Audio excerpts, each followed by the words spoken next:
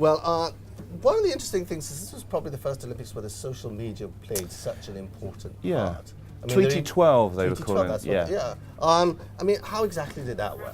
Well, it's just if you're an athlete at all, you've got to have a Twitter account. Forget about running boots or any gear. It's kind of it's part of the package. But it means that athletes and their fans can interact in a way that they've never done before. I mean, Usain Bolt, putting out "I am a living legend," on a tweet without any sense of irony whatsoever. Yeah. There was pictures of him after he won the 100 meters final, having some fun with some Swedish volleyball girls. That made the news. So you actually go there for the breaking news in a way on Twitter, on Facebook. You had Samuel L. Jackson, the actor. Some of his tweets were profane and a kind of family audience. We can't show them here. But it was hilarious. Some of his tweets that he was doing. He was getting behind all the countries and even policymakers and politicians like David Cameron, the UK Prime Minister. He had a picture tweeted of himself watching a British boxer, Nicola Adams, taking a stroke, which kind of struck a bit of a bum note actually, because it looks so staged. But it just shows that everyone's thinking about social media and trying to get forward. I don't know how many tweets were done relating to the Olympics for London 2012, but what I do know is that the number surpassed the Beijing 2008 Olympics before it even started. So, it's just going to get bigger and bigger. Brilliant. Usain Bolt became a living legend. Michael Phelps won 18 medals. The Queen got involved. Yeah. Amazing. Well, we'll separate the pool and track and field. In the pool, Michael Phelps was the undisputed king of the swimming pool. He became the most decorated Olympian ever. He now has 22 medals.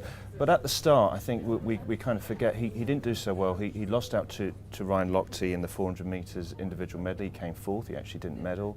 And then when he actually won, when he hit the 18 medal record, he actually lost to a South African 20-year-old called Chadler Gross. But the way that he acted after that, in the way that he kind of guided this ingenue, this young 20-year-old boy around the swimming pool, told him how to act like a champion. And I thought, he certainly rose in my estimation when he did that. In the pool itself, once he hit that 18 medal figure, it seemed like the shackles kind of came off him, and then he won a bunch of more golds after them. But 22 golds, absolutely fantastic achievement.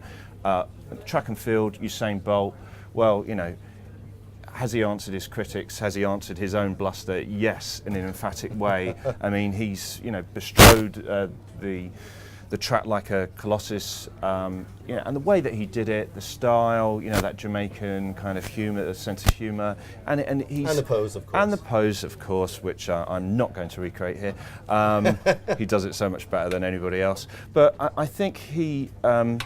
I think, what does he do next is the next question. And somebody said the sport really needs him. But Michael Johnson, the American sprinter, said the question, does he actually need the sport anymore? Has he kind of transcended it? Has he gone beyond it? What can he do? There's talk about him. Yeah, well, he can come back a third time, but does he want to do that for another 4 years? I don't know. But, what a star.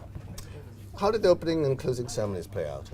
Well, I think the closing ceremony last night wasn't as well received as the opening ceremony. That's fair to say. Opening ceremony was a lot more richly textured, talking about the Industrial Revolution, and it seemed to have a thread and a theme to it. I think the closing ceremony was a series of kind of artists. Like a pop concert. It was a pop concert, just roll them out, on wheels, and then roll them back. Of course, it's all British. And it was British pop. Some of the acts, people in America may not have heard of before, but it was. It didn't detract from the whole spirit of the games, and it was done with great humour. And as Bruce always said, Eric Idle, always look on the bright side of life. Always, it always brings a smile to lips whenever you watch him do that.